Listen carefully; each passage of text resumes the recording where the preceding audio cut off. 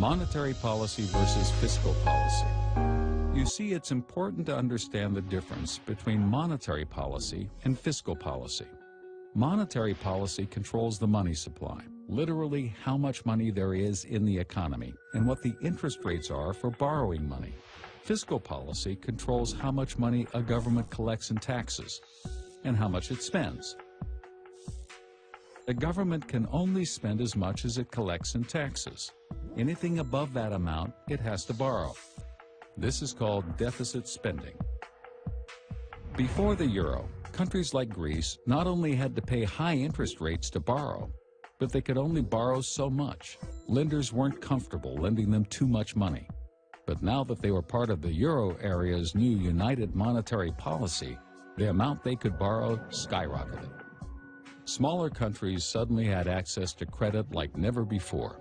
Greece and other countries, which previously could only borrow at rates around 18%, could now borrow for the same low rate as Germany. How? Germany's credit card. You see, joining the euro area is a lot like sharing a credit card. Germany's credit card. Lenders now believe that if Greece was unable to repay its loans, Germany and the other big economies of Europe would step in and repay them because they were now bound by a common currency. With a new abundance of cheap credit, Greece and other European countries were able to adjust their fiscal policies and increase spending to previously impossible levels. Some countries embarked on huge deficit spending programs, primarily for politicians to get elected. They made promises such as more jobs and generous pensions, all of it paid for with the new money they could now borrow. The governments of Greece, Portugal, and Italy accumulated huge debts. However, they were able to repay these debts with more borrowed money. As long as the borrowing continued, so did the spending and the unbalanced fiscal policies.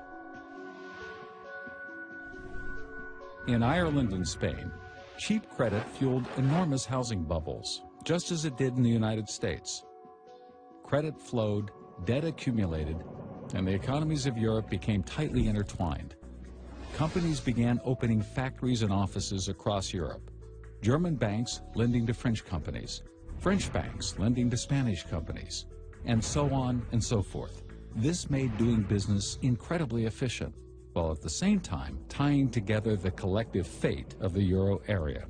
Things continued this way as long as credit was available, and credit was available until 2008. Spurred by a collapse in the U.S. housing market, a credit crisis swept the globe, bringing borrowing to a halt everywhere. Suddenly, the Greek economy couldn't function. It couldn't borrow money to pay for all the new jobs and benefits it created.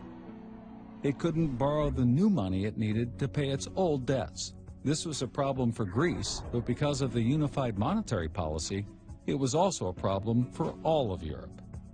Much of Europe had been on a spending spree and borrowed more money than it could ever repay. But the problem is somebody has to pick up the tab, or else every country in the euro area will suffer. Since the countries that ran up the bill couldn't repay, everyone looked to Germany.